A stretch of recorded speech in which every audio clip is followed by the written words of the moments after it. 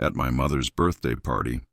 She looked straight at me and delivered the same cutting remark I'd heard my entire life. Jack, you'll never measure up to your brother. Michael is the one who takes care of this family. Her words hung in the air like poison. My chest tightened.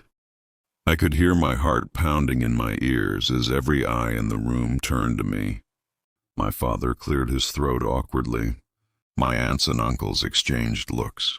And Michael, polished, grinning Michael, stood there with that smug smirk that had haunted me since childhood. Something inside me snapped. I stood up, my chair scraping against the wooden floor. My hands trembled, but my voice cut through the noise with an edge no one in that room had ever heard from me. "If that's the case," I said, staring directly at my parents, "then from now on, let Michael pay all the bills, because I won't send another dime." The room fell silent. The birthday cake, half lit with candles, flickered as if even the flames were stunned. My mother's eyes widened, her lips parting in disbelief. My father's face went pale. "What money?" my mother finally demanded, her voice trembling. "We've never received a cent from you." I clenched my jaw. Years of silence. Years of swallowing the pain of being overlooked. Years of letting Michael shine while I stood in the shadows. It all came flooding back in that moment. I reached into my pocket, pulled out my phone, and with trembling fingers opened my banking app. I scrolled through transaction after transaction, each one a wound carved into my skin, each one proof of the sacrifices I had made. I turned the screen to them. "There," I said, my voice icy but calm. "Every month. For years. Thousands sent to Michael, with one purpose, to support this family." "You think I don't care? Then what is this?" The room gasped. My mother's hand flew to her mouth. My father leaned forward, squinting at the screen. My relatives murmured, their faces shifting from admiration for Michael to suspicion. And Michael, for the first time in my life, I saw fear flash across his perfect mask. But before I tell you what happened that night, you need to understand how we got here. Because betrayal like this doesn't happen overnight. It grows quietly like rot in the foundation of a home, until one day, the whole structure comes crashing down.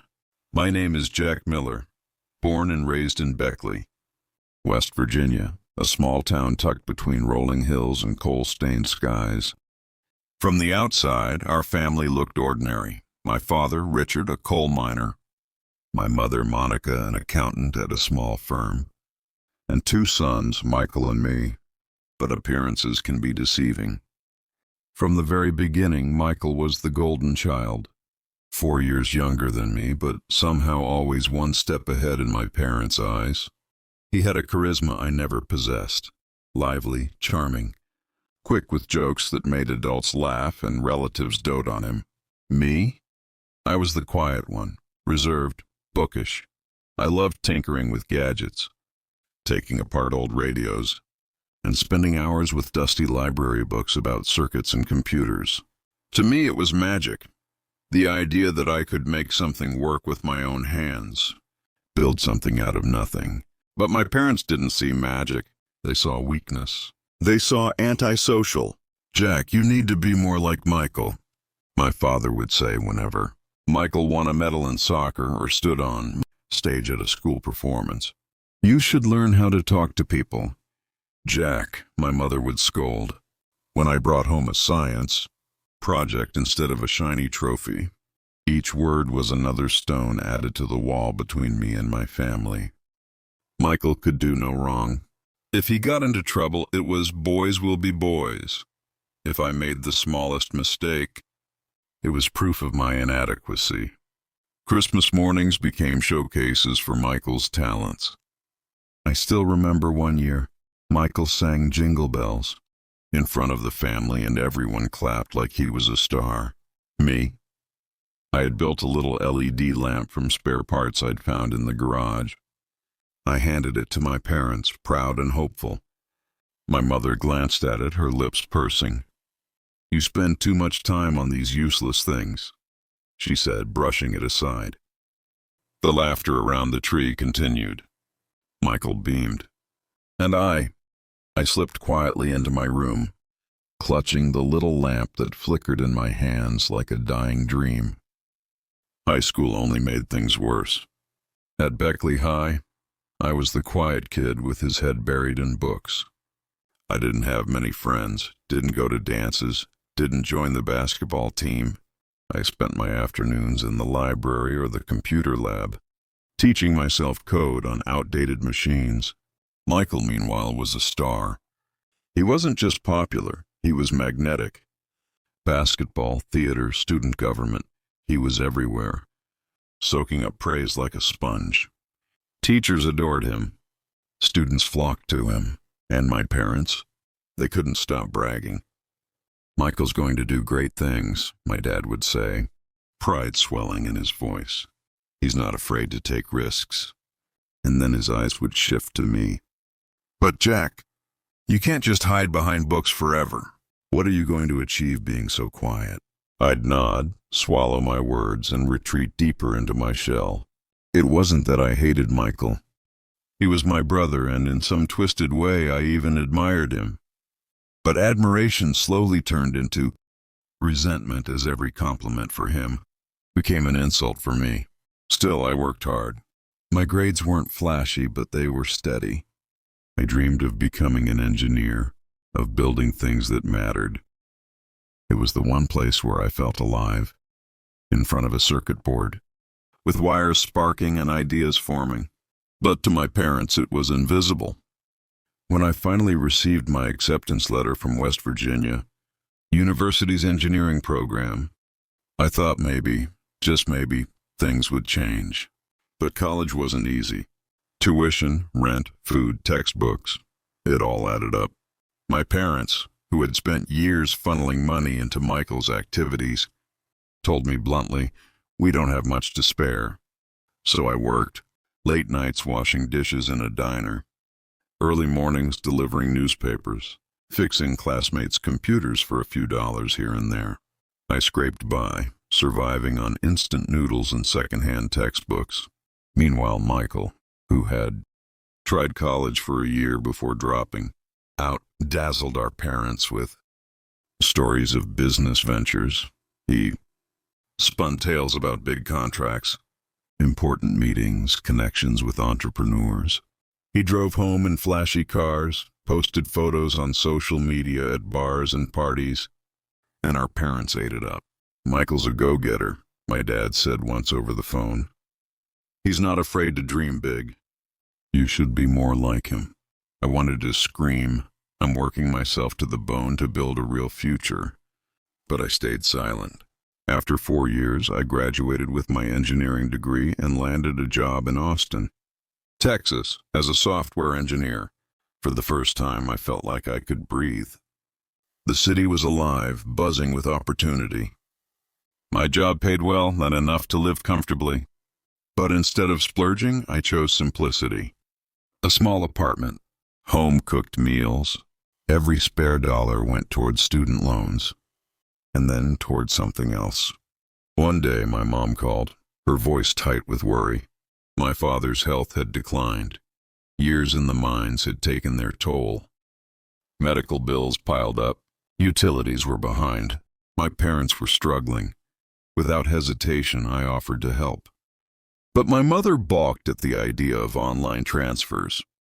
"It's too complicated," she said. So I called Michael. "Look," I told him, "I'll transfer the money to you every month. Just make sure Mom and Dad get it in cash. It'll be easier that way." Michael agreed instantly, his voice brimming with brotherly enthusiasm. "Of course, Jack, don't worry. I'll take care of them." And I believed him. Every month, I sent thousands to Michael's account, labeled clearly for Mom and Dad. I tightened my own belt to make it work. Skipped outings with coworkers, ate cheaper meals, worked overtime, because family came first, at least that's what I thought. Months turned into years. I sent money religiously. sometimes 2,500, sometimes 3,000, depending on the medical bills and repairs my mom mentioned on the phone. But every time I called, she still complained.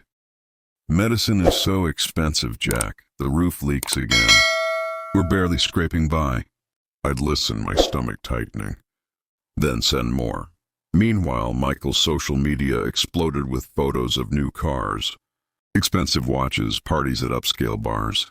He looked like he was living the dream. I told myself it was coincidence, that maybe his business ventures had finally paid off, that he was finally succeeding. But deep down, unease gnawed at me. Pamela, my girlfriend in Austin, noticed. She worked in marketing, bright, kind, always ready with a smile. She was my anchor, my first real partner.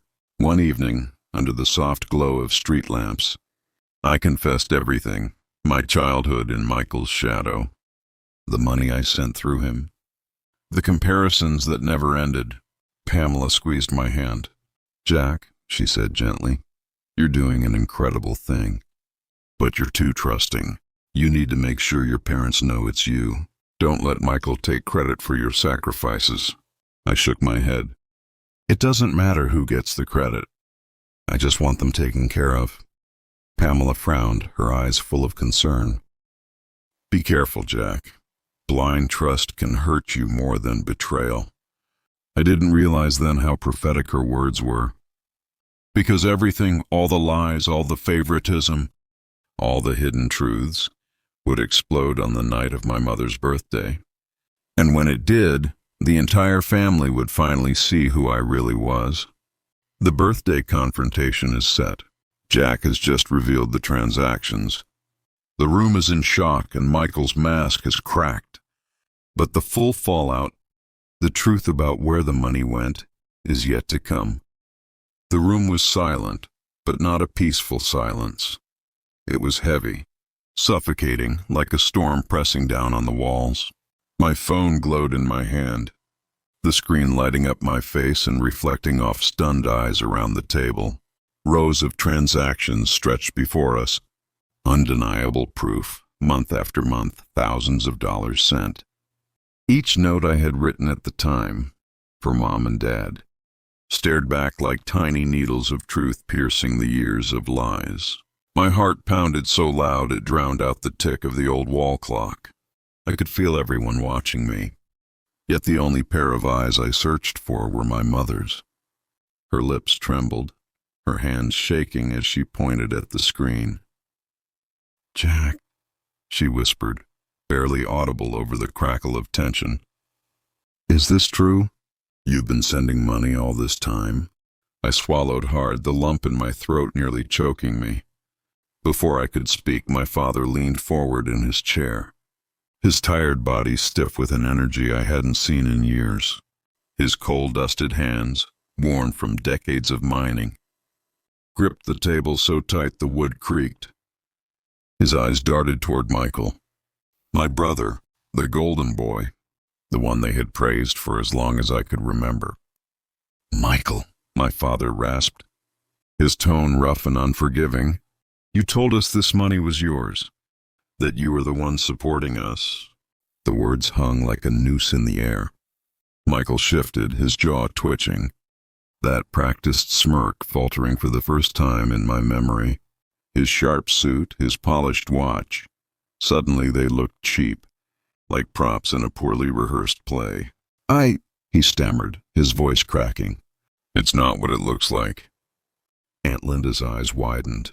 She'd been the loudest voice singing his praises earlier, showering him with admiration.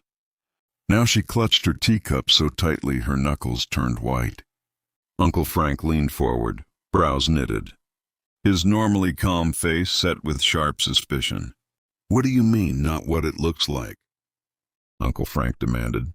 Jack's records are right there. 2 years of transfers, and we've all been told you were footing the bills.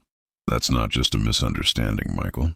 That's lying. And worse, that's theft. Michael flinched at the word.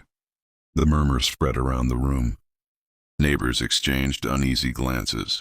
Cousins whispered behind their hands. The admiration once painted on their faces had curdled into something darker. Contempt. My mother's voice broke the rising tide. "Michael," she whispered, her face pale, her eyes wide and glistening with tears. "Tell me it isn't true. Tell me you didn't take your brother's money and pretend it was yours." Her trembling voice sliced through me. I had wanted the truth out, but not like this, not watching my mother crumble under the weight of betrayal. Michael's silence was louder than any denial. He couldn't meet her eyes. That was when Pamela, quiet until now, straightened in her chair. Her voice, calm but unyielding, cut through the tension like steel. "Jack didn't want this revealed tonight," she said, her eyes locked on Michael. "He's worked himself to exhaustion for years, sending that money so his parents wouldn't have to struggle. He never asked for recognition.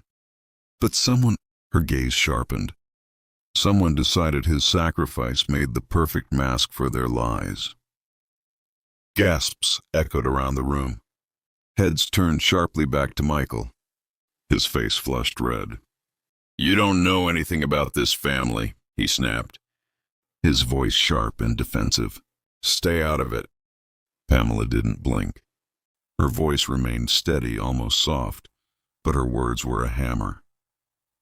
"I don't need to know your family to recognize betrayal. It's written all over you." The silence that followed was deafening. Even my mother, usually quick to defend Michael, said nothing. Michael exhaled shakily, shoulders slumping. For once the shine in his eyes dulled and he looked small. "I didn't mean for it to go this far," he muttered. My stomach twisted. "Go this far?" My voice was calm, but it trembled with a storm beneath. "Michael, what do you mean?" He rubbed his face with both hands, groaning as if the truth weighed too heavily to carry. "At first, I was going to pay it back. I just needed some breathing room. I had debts, bills piling up, and I figured, well, you had more than enough. You wouldn't miss it. I thought I'd just use it for a little while." His voice cracked.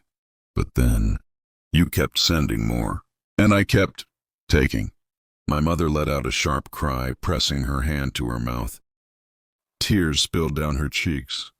My father's body went rigid, his voice a growl that shook the air.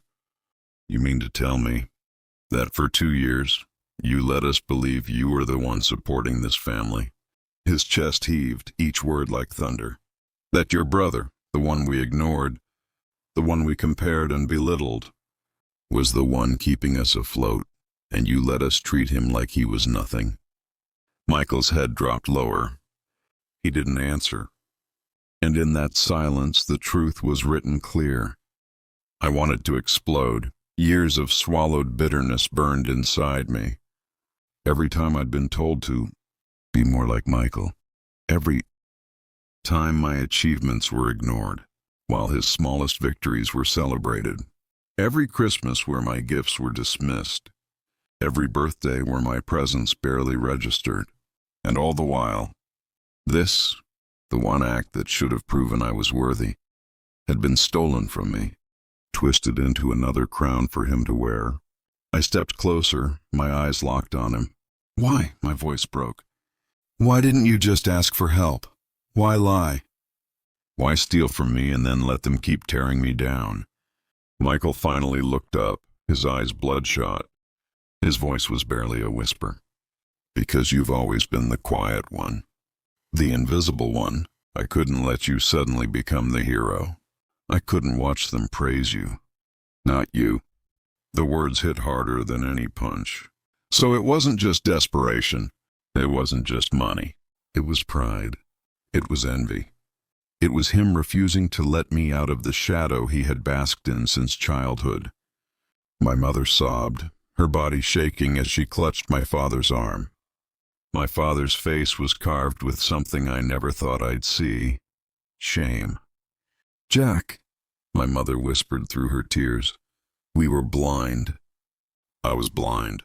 "I'm so sorry." For the first time, my father's eyes met mine without comparison, without disdain, only regret. "Son," he rasped, voice raw, "we failed you." My throat tightened. Years of longing for those words, for them to see me, and here they were. But instead of joy, all I felt was the weight of wasted time. Aunt Linda slammed her teacup onto its saucer, her sharp voice cutting through the air.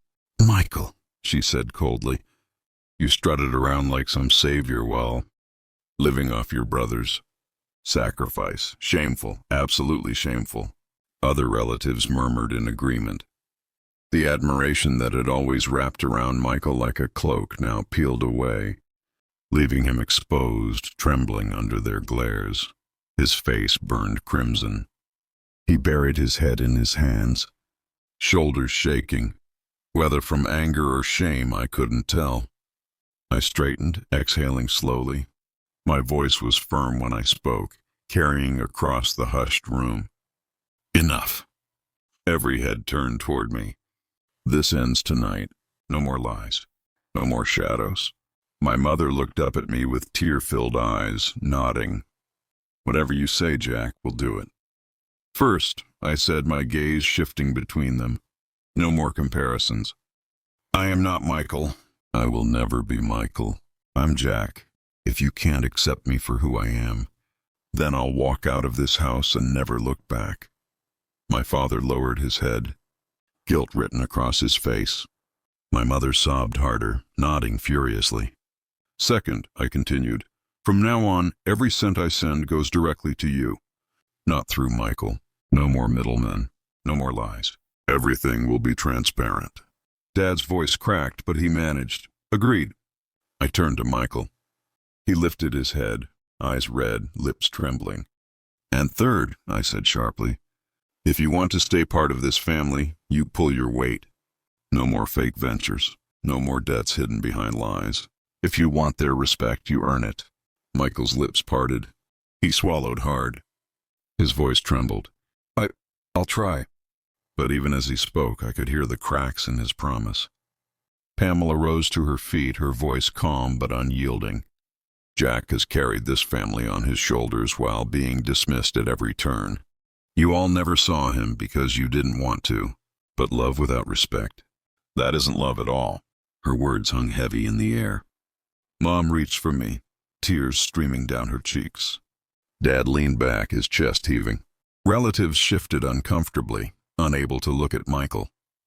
And for the first time in my life, the room's gaze shifted, away from him, onto me. It was blinding, because for once I wasn't the shadow. I was the truth they couldn't ignore. The lies were out.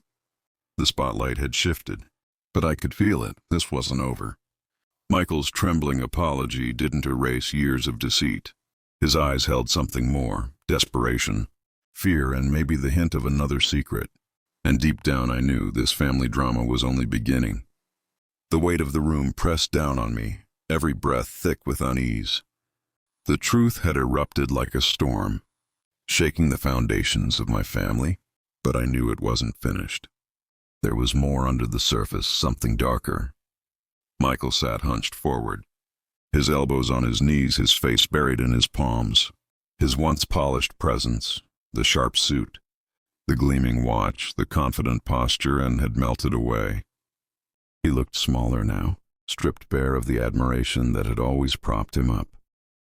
But when he finally lifted his head, I caught it. Just for a second, a flicker in his eyes. Not remorse, not yet. Something else, something closer to calculation. And my gut clenched, because I knew my brother too well. Michael had never been one to surrender so easily. My mother dabbed at her cheeks with trembling fingers, her voice still breaking. "Jack, I don't know how to thank you. I don't know how I could have been so blind." I swallowed hard, emotions pulling in every direction. Anger, grief, relief, exhaustion, but above all, the mistrust.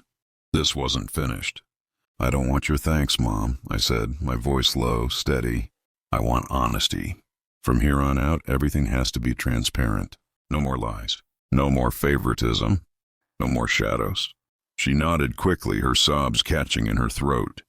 Dad, still pale from illness, straightened in his chair with as much dignity as he could muster.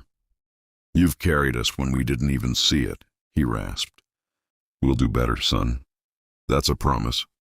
I believed him. I wanted to believe her. But when my eyes drifted back to Michael, my heart hardened. The murmurs in the room hadn't stopped. Relatives whispered in hushed tones, eyes darting toward Michael like he was some creature no one knew how to handle. Aunt Linda, who had once crowned him the perfect son, sat rigid in her seat, her lips pressed tight in shame. Uncle Frank shook his head, muttering, "All these years." Michael finally spoke, his voice hoarse. "I didn't mean for this to spiral out of control." I let out a bitter laugh. 2 years of lies, Michael. 2 years of letting them believe you were their savior while you drained every dime. I said, "That wasn't a mistake. That was a choice." His eyes flicked to me sharp for a brief second, before softening into a performance of sorrow. "I was drowning in debt. You wouldn't understand. I thought I could fix it before anyone noticed. I thought I could pay it back once things turned around." Pamela, standing beside me, folded her arms. Her voice was calm, but every word was a blade. "And instead of owning up, you hid behind your brother's generosity and let him take the blows of your lies. That isn't debt, Michael. That's cowardice." Michael's jaw clenched. His pride bristled even in his downfall. I studied him, watching the way his fingers tapped nervously against his leg, the way his eyes avoided mine, and I knew it. This wasn't all of it. "Tell me, Michael," I said slowly, my voice deliberate. "What exactly did you use the money for?" The room went still again. His throat bobbed as he swallowed. "I told you. Debt, bills, living expenses." "Living expenses?" I shot back. "Funny, because I've seen your social media. The new car, the parties, the designer clothes. Don't tell me that came from scraping by." His face flushed, anger flashing in his eyes. "You don't know the pressure I'm under. You don't know what it's like to always be the one they expect greatness from. You were always the forgotten one. No one cared what you did. But me? I had to keep the image alive. I had to stay perfect. Do you know what that's like?" The words twisted like a knife because they weren't entirely false. He had been their golden boy, but with that came expectations. Expectations that I had never been allowed to carry. But still, his excuse didn't absolve him. "That doesn't justify stealing from me," I snapped. Michael's hands balled into fists. He looked like he wanted to lash out, but the eyes around the room kept him pinned down. Pamela's hand brushed mine, grounding me. She leaned close enough for only me to hear. "He's not telling everything," she whispered. "I can see it in him." "Push harder?" I nodded slightly. Turning back to Michael, I pressed on. "What else aren't you saying? What haven't you told us yet?" His lips parted, but no words came out. His eyes darted away. First to Mom, then to Dad, then to the floor. The silence stretched unbearable. Finally, Dad slammed his palm against the table, his frail body trembling with the force. "Speak, Michael," he bellowed, his voice echoing through the room. "What have you done with your brother's money?"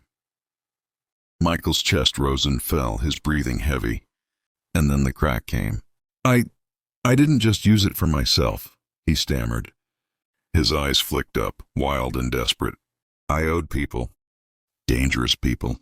Loan sharks. I needed to pay them off before they came after me."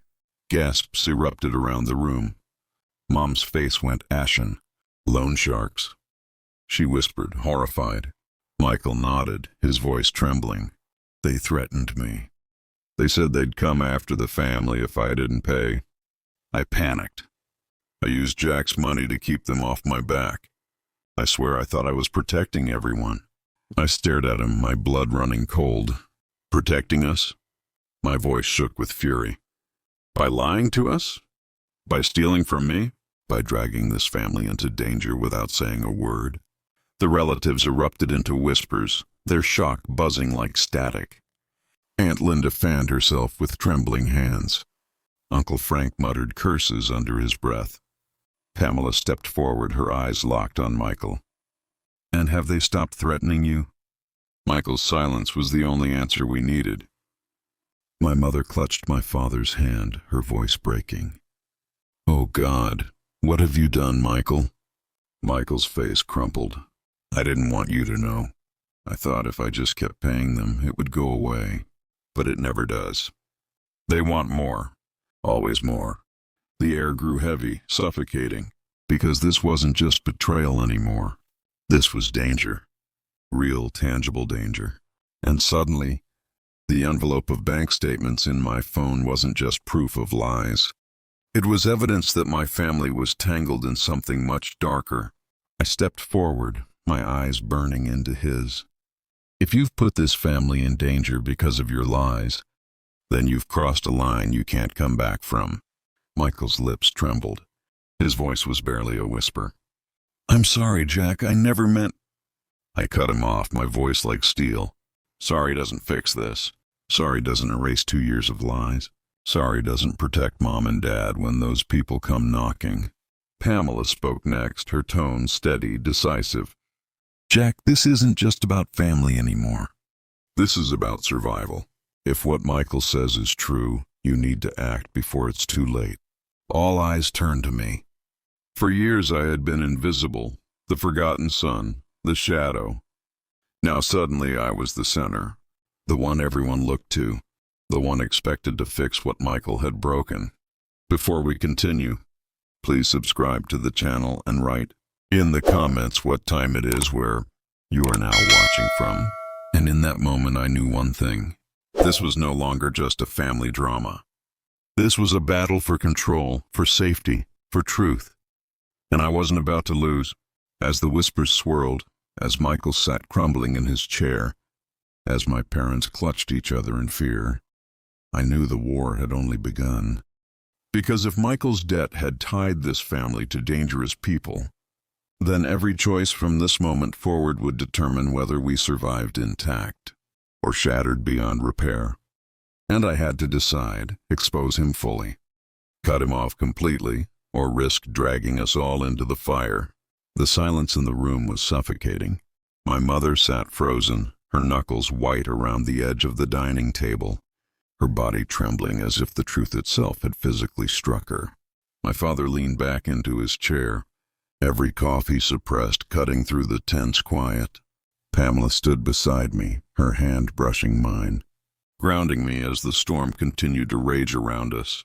And Michael, my younger brother, my parents' golden boy, slumped in his seat, his shoulders shaking, his face buried in shame.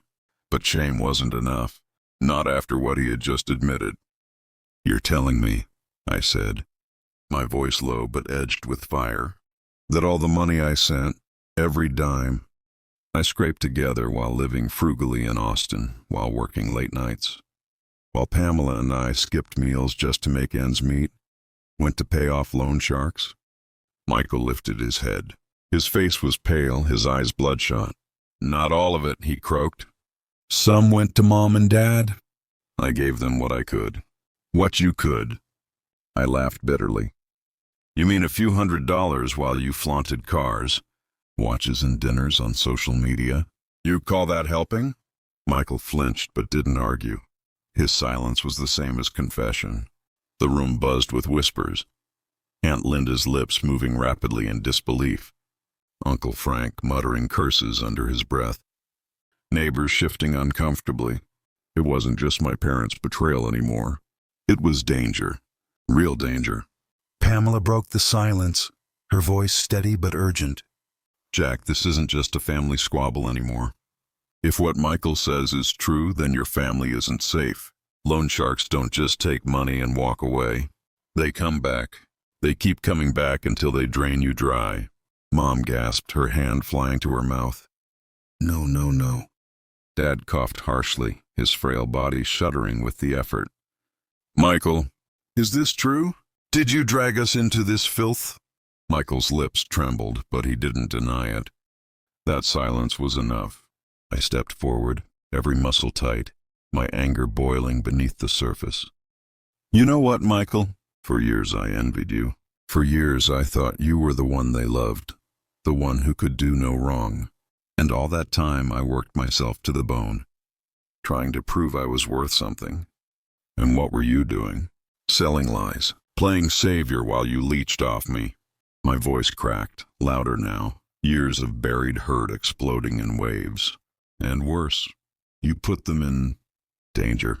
Mom, Dad, the people you claim to care about. For what? To keep up an image? To pretend you were something you're not? Michael's head fell into his hands again.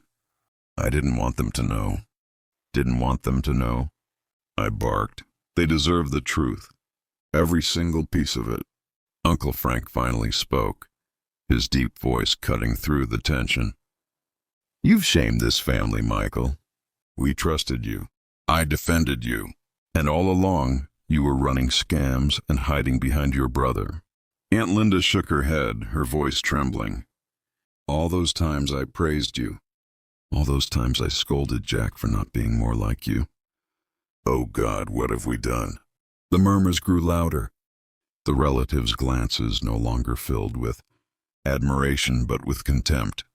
Michael shifted in his seat, his confident mask shattered, and I, for the first time, stood in the center of the storm, not as a shadow, but as the one holding the truth. Mom finally spoke, her voice hoarse, barely a whisper. Michael, tell me it isn't as bad as it sounds. Tell me we're safe. Michael's silence screamed louder than words. Dad slammed his fist against the table, his frail body trembling but his eyes burning with fury. You fool! You absolute fool! Do you know what men like that do? Do you have any idea the kind of fire you've dragged into this house?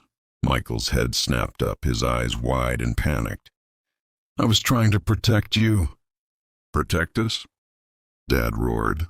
By lying, by stealing, by dragging our family name through the mud?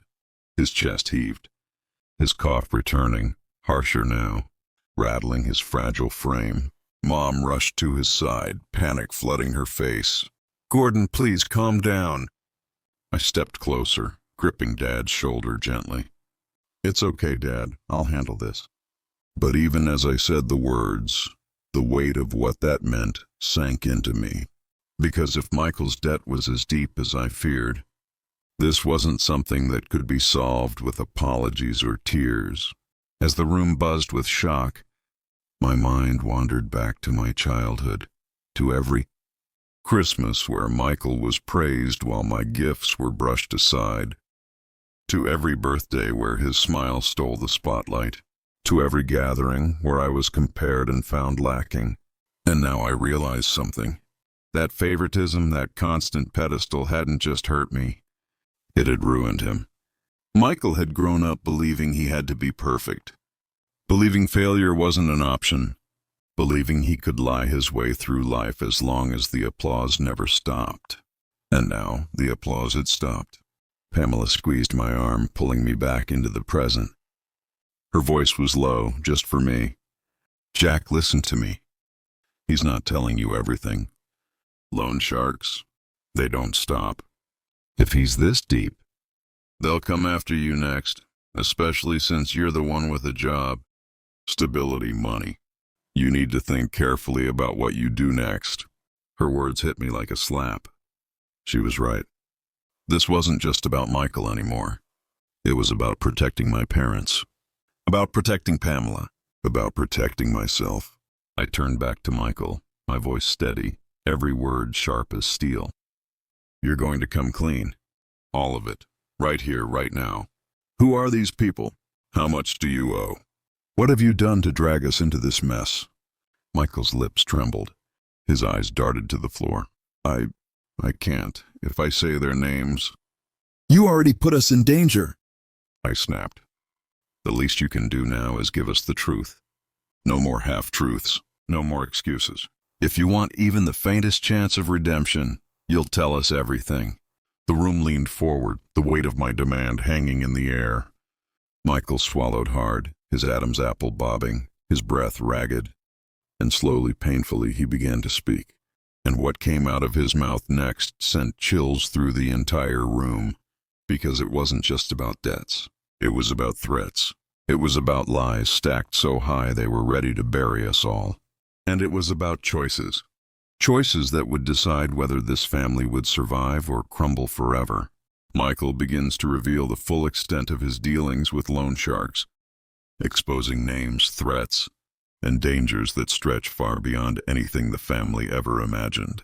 The storm is only beginning, and Jack must prepare to face it head-on. The air in the room was heavy, as though the walls themselves leaned in to hear Michael's confession. Every relative sat forward, their eyes locked on him. Pamela's hand gripped mine tighter, her pulse racing through her skin.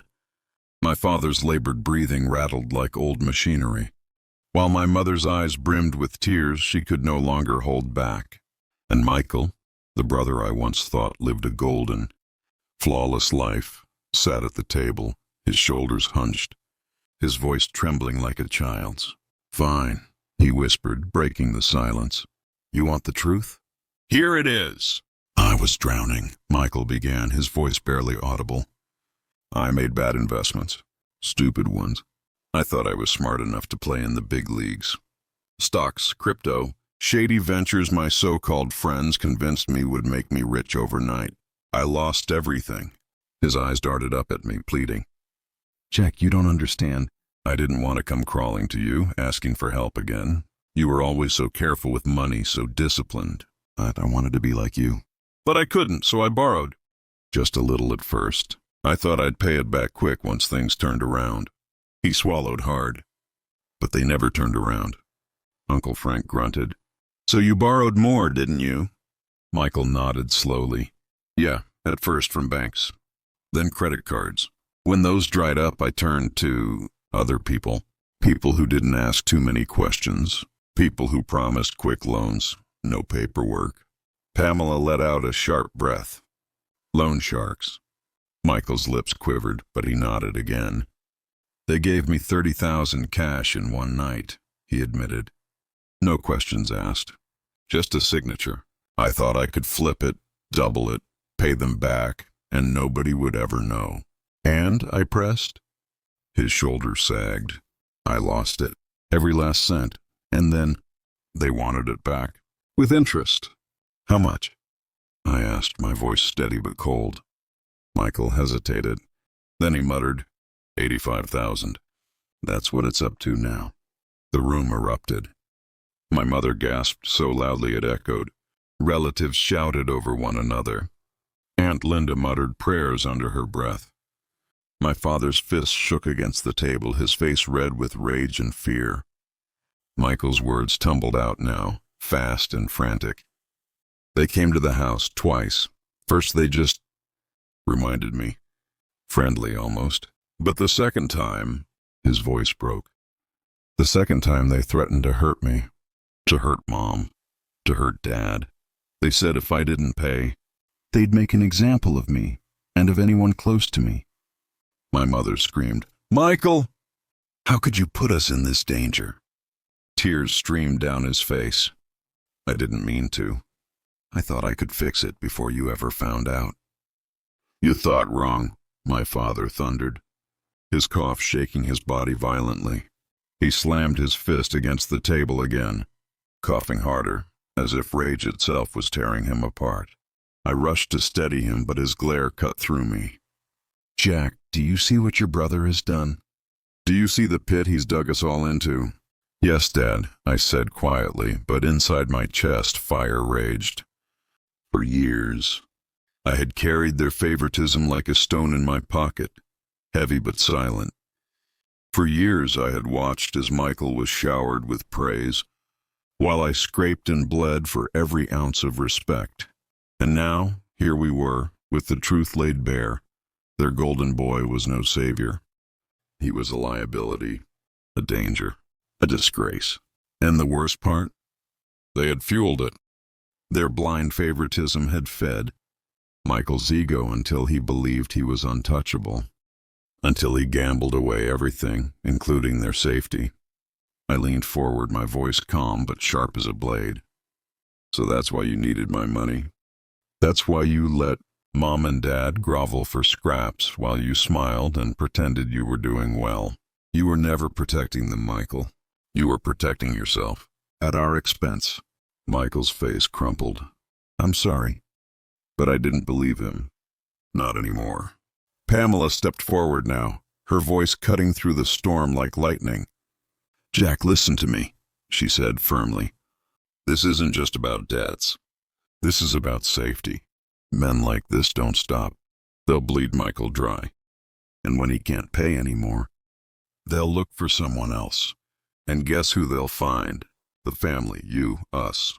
The relatives' murmurs turned to panic. "She's right," Uncle Frank muttered. "We've all heard stories. These men don't just disappear." Pamela fixed her gaze on Michael. "Did you give them our address? Do they know where we live?" Michael hesitated. That pause was enough. Pamela's voice rose in fury. "You did, didn't you? You let them know where your parents live?" Michael broke down completely, sobbing into his hands. "Yes!" he shouted. "Yes, I told them. I didn't know what else to do. They were going to—" The room exploded in cries and curses. My mother collapsed into a chair, wailing. My father closed his eyes, gripping the table so hard his knuckles turned white. And suddenly I realized something. This wasn't just about exposing Michael anymore. This was about saving my family. I stood tall, my voice cutting through the noise. "Enough." Everyone froze. "Michael has made his choices," I said, every word deliberate, my voice resonant with authority I didn't know I had. "And now it's time for me to make mine." Michael looked up at me, eyes red and swollen. "Jack, please, don't abandon me." I stared at him, my jaw clenched. "You abandoned yourself long ago." Pamela stepped beside me, her presence fierce, her voice unwavering. "Jack, whatever happens next, we stand together. But this family needs to hear it. They need to know Michael is not the victim. He's the cause. And if we don't cut the chain now, we'll all go down with him." Gasps filled the room. Relatives nodded reluctantly. The tide had turned. For the first time, I wasn't the outcast, the overlooked son. I was the one they looked to for answers. And in that moment, I knew I had a choice. Let Michael drag us all into ruin, or finally take control. I looked around the room, meeting every pair of eyes. My mother's swollen with tears, my father's blazing with fury. Pamela's steady and strong. "I promise you," I said, my voice unwavering, "they won't touch this family. Not while I'm here, not while I'm alive." My words landed like thunder. The room held its breath. But deep inside, I knew the storm was only beginning. Because as those words left my mouth, my phone buzzed in my pocket. "Unknown number," I answered. And a cold, unfamiliar voice said, "Jack Cole, we need to talk about your brother's debt." The line went dead. My blood turned to ice. They knew my name. They knew I existed. And they were coming. The room had fallen silent after Michael's breakdown. But when my phone buzzed, everything shifted. I lifted it to my ear, every muscle in my body tense. "Jack Cole, we need to talk about your brother's debt." The voice was low, gravelly, and cold. The kind of voice that belonged to someone who made threats for a living. My heart hammered so loudly I barely heard the line go dead.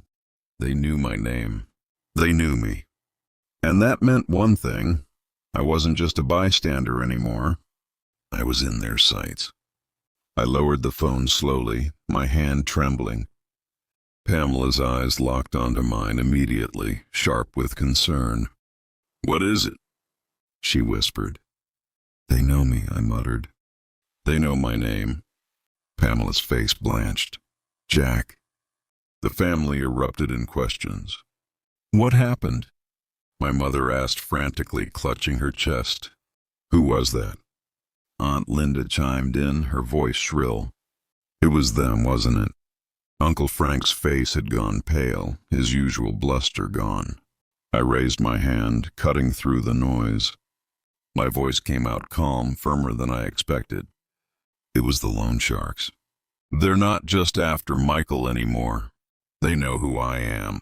Gasps spread around the room. My mother broke down in sobs while my father's face went grim, his fists clenching. Michael sank deeper into his chair, his head buried in his hands. I never meant for it to go this far. I never meant for them to— Shut up, Michael, I snapped, my patience finally gone. Your apologies won't stop them. They're coming, and it's time we face that. Pamela stood beside me, her voice strong and steady. We need a plan, now. The family looked at her like she was the only beacon of light in the storm. And in that moment, I realized how much I needed her. Uncle Frank leaned forward. Jack, you're the level-headed one. Tell us what to do. For years I had been invisible in this family, overlooked, dismissed. Now, every eye was on me. I took a deep breath. First, no one leaves this house alone. If they know my name, they probably know more. Addresses, routines, weaknesses. We stick together, at least until I figure out what we're dealing with. What about Dad's medication? My mother sobbed. We can't just— I'll take care of it, I cut in. But carefully. Pamela nodded. We need to document everything. Names, calls, times. If this escalates, we'll need proof for the police. Police? Michael lifted his head, his face pale. You don't understand. These people don't care about police. Calling them will just make it worse. I glared at him. And what do you suggest? Keep paying them until they bleed us dry? Let them threaten our parents until one day they follow through. Michael fell silent. Pamela put her hand on my arm. Jack, we need to outthink them. We can't play by their rules. As the room's tension crackled like static, Michael suddenly dropped to his knees in front of me. His voice cracked, raw and desperate. Jack, please, he begged. Help me fix this. I can't do it alone. I don't have anyone else. You're my brother. I looked down at him, torn between rage and pity. My brother who had stolen my money, my parents' trust, and now put us all in danger, was still my blood. But he was also the reason we were here. Do you even understand what you've done? I asked, my voice low but sharp. This isn't just about money anymore. It's about our family's safety. And you handed them the map straight to our door. I'll do anything. Michael whispered, tears streaking his face. Just don't abandon me. I wanted to believe him. God, I wanted to. But Pamela's earlier words echoed in my mind. You trust him too much. 2 days later, it happened. The knock on the door was slow, deliberate. Not the knock of a neighbor or the postman. This was a knock meant to intimidate. I froze mid-step. Pamela's eyes shot to mine. Stay here, I whispered to the family, moving toward the door. I opened it just a crack. 2 men stood outside. The first was tall and broad, his arms like tree trunks, a scar running down his cheek. The second was lean, sharp-eyed, his smile more terrifying than a snarl. Jack Cole? The lean one asked smoothly. Yes, I said, my jaw tight. He smiled wider. Good. Saves us the trouble of guessing. We'll make this simple. Your brother owes us 85 grand, with interest climbing every day. You're his family, which means his debt is your debt. I didn't borrow a dime, I shot back.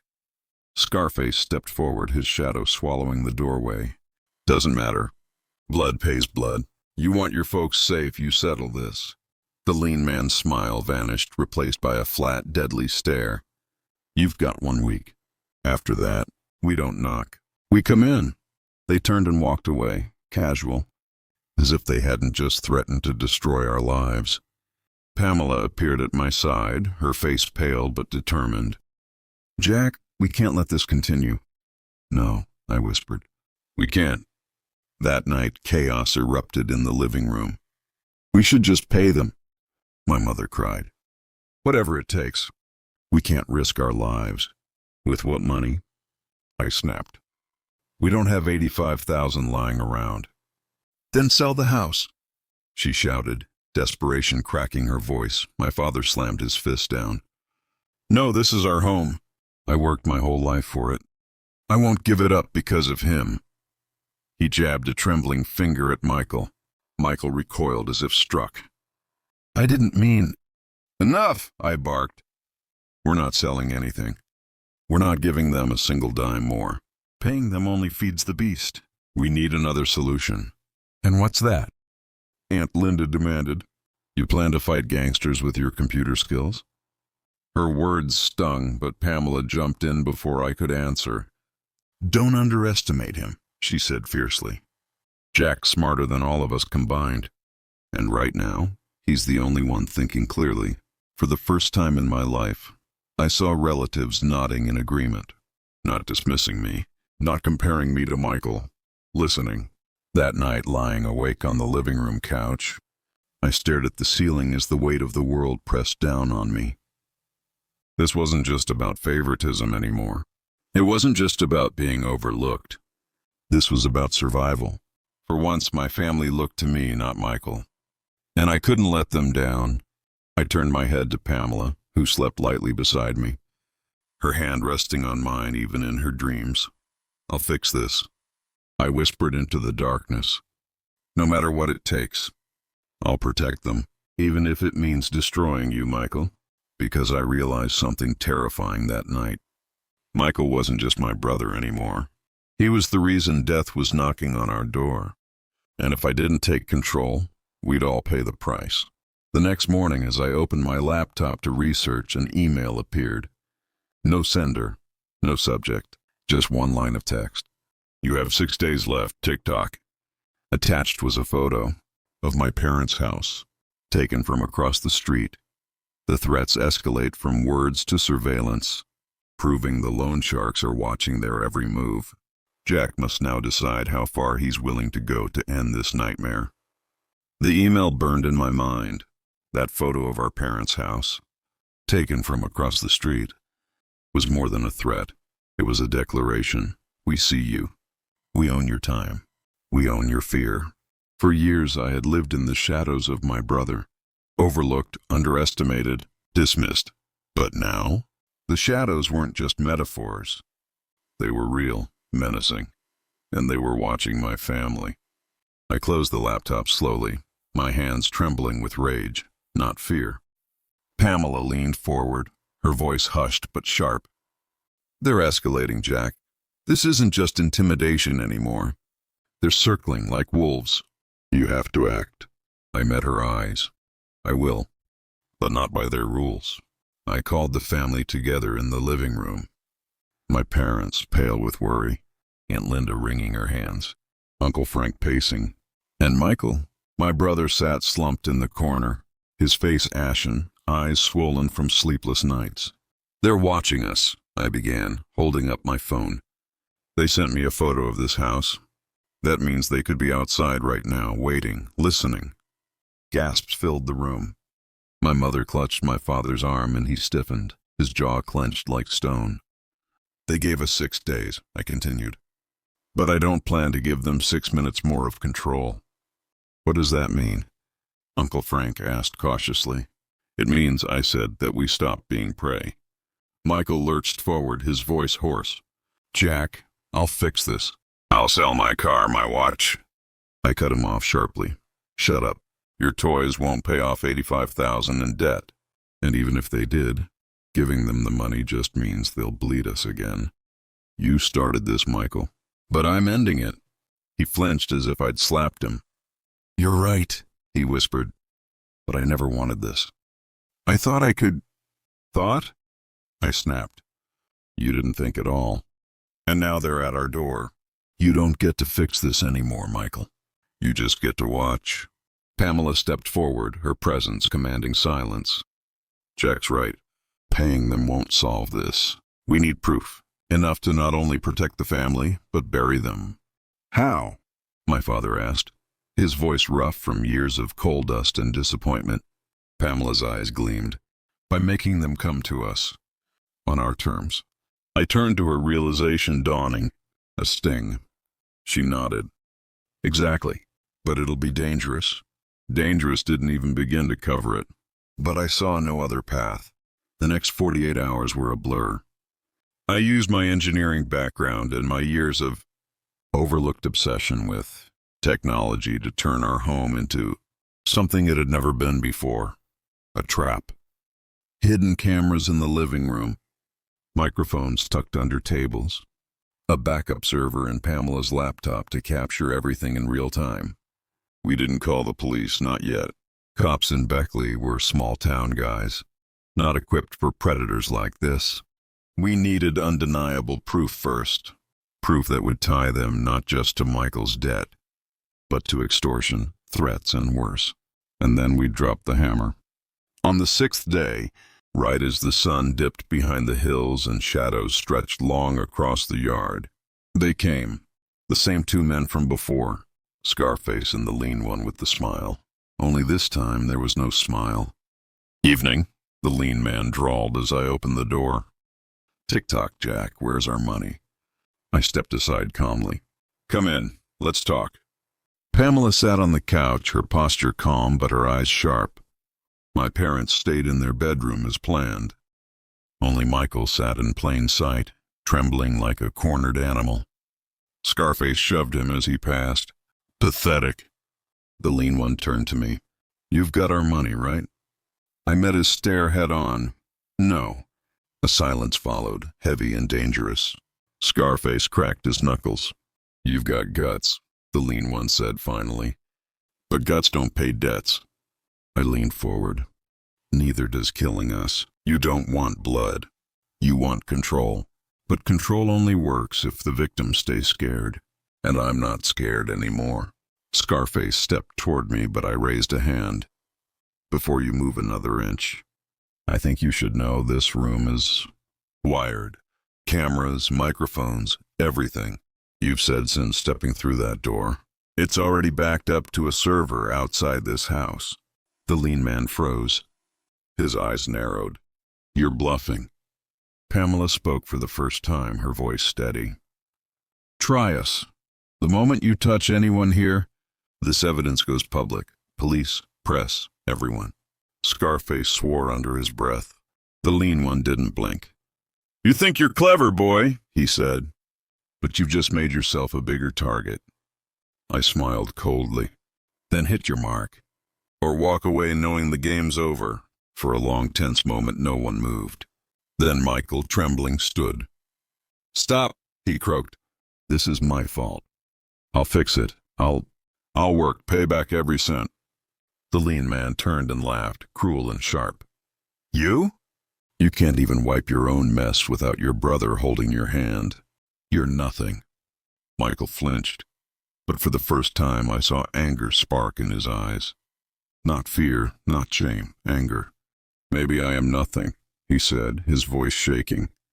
"But I won't let you hurt them anymore."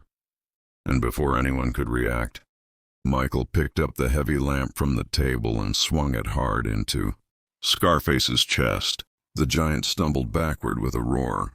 Chaos erupted. Scarface lunged. Michael fell, scrambling, but I was already moving.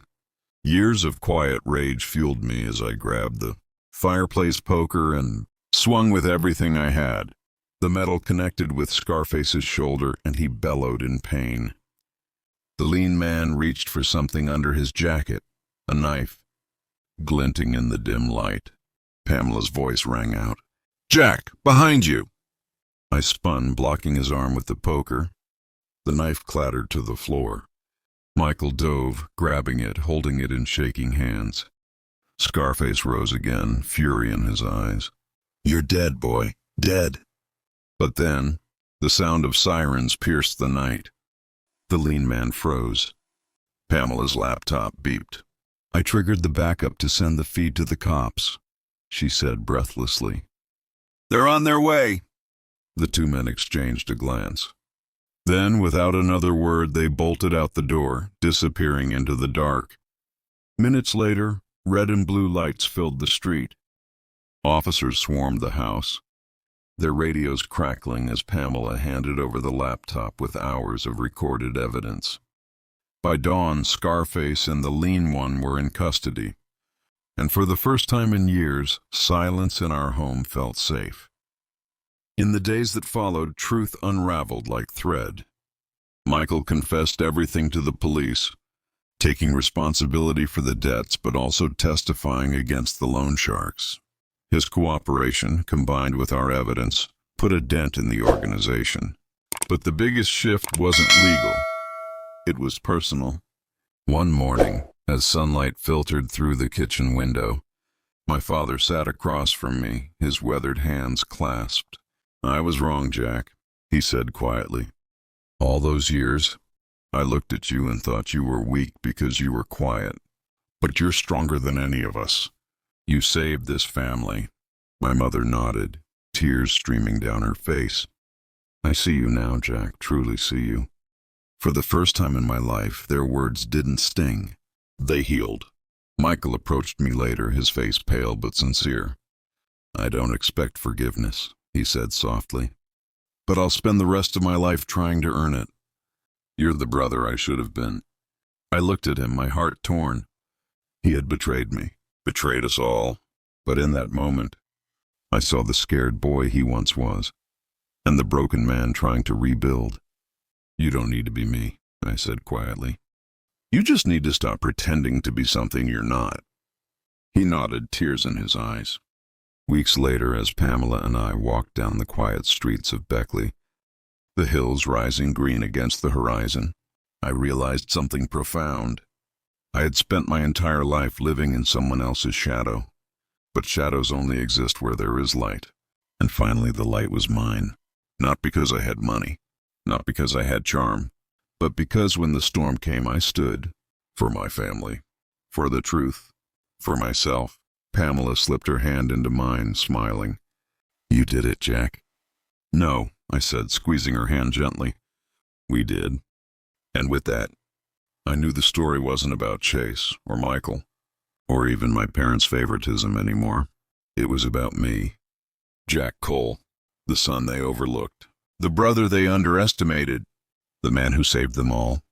The story ends with Jack not only exposing the truth and defeating the sharks, but also stepping into his true identity, not as a shadow, but as the light his family finally sees.